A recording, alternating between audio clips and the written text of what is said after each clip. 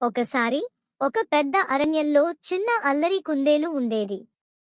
అది ఎప్పుడూ అల్లరి చేస్తూ ఇతర జంతువులను ఆట పట్టించేది. నేను చాలా వేగంగా పరుగెత్తగలను, ఎవరు నన్ను పట్టుకోలేరు అని ఎప్పుడూ గర్వంగా చెప్పేది. ఒక రోజు అది నది వంకకి వెళ్ళింది.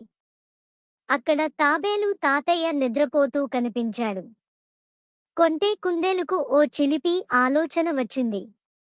ఈ తాబేలు తాతయ్య నిద్రపోతున్నాడు, కొంచెం ఆట పట్టిద్దాం అని అనుకుంది.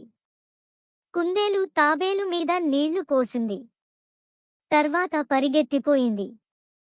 తాబేలు మెలకువ వచ్చేసరికి కొంటే కుందేలు చాలా దూరంలో ఉంది. హం, ఈ అల్లరి పని ఎవరు చేశారు అని తాబేలు తాతయ్య మెల్లగా అరణ్యంలోకి వెళ్ళింది. అంతలో కొంటే కుందేలు నవ్వుకుంటూ, ఇదిగో తాతయ్య, నేనే నిన్ను అల్లరి పెట్టింది, నన్ను పట్టుకోగలవా అని గర్వంగా అరిచింది.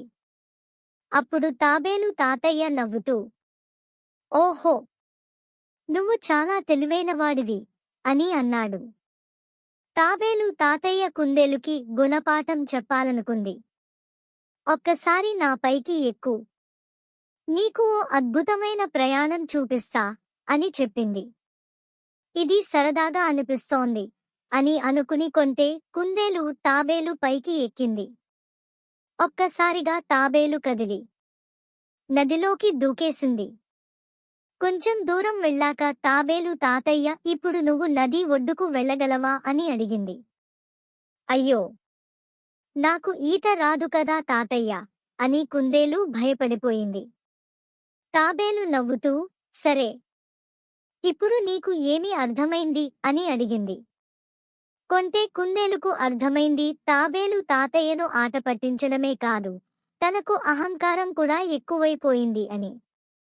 క్షమించండి తాతయ్య, ఇక మీదట ఎవ్వరినీ అల్లరి చేయను, మీరు నాకు సహాయం చేయండి అని వేడుకుంది.